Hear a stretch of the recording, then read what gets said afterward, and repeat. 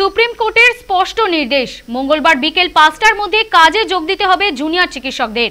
প্রধান বিচারপতি ডিওয়াই চন্দ্রচূড়ের নির্দেশের পর ফের একবার কাজে ফেরার অনুরোধ জানালেন বাংলার মুখ্যমন্ত্রী মমতা বন্দ্যোপাধ্যায়। নবান্নে প্রশাসনিক বৈঠক থেকে মুখ্যমন্ত্রী জুনিয়র ডাক্তারদের কাজে ফেরার অনুরোধ করেন।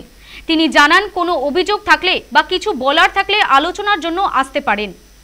কোর্টও ডাক্তারদের রিকোয়েস্ট করেছে জুনিয়রদের কাজে জয়েন করার জন্য। আমিও ওই মিটিং থেকে রিকোয়েস্ট করব, দয়া করে আপনারা কাজে যোগদান করুন। যদি মনে করেন আপনাদের কিছু বলার আছেন, ইউ আর অলওয়েজ ওয়েলকাম। আপনারা ৫ জন ১০ জনের একটা টিম নিয়ে আসুন, আমি কথা বলতে পারি। আমার হেলথ সেক্রেটারিকে আমি পাঠিয়েছিলাম আপনাদের সাথে কথা বলতে। আপনারা স্বাস্থ্য ভবনে গেছিলেন, স্বাস্থ্য ভবনে গিয়ে আপনারা ৩-৪টে ডিমান্ড করে এসেছিলেন, সব কটা ডিমান্ড মানা হয়েছে।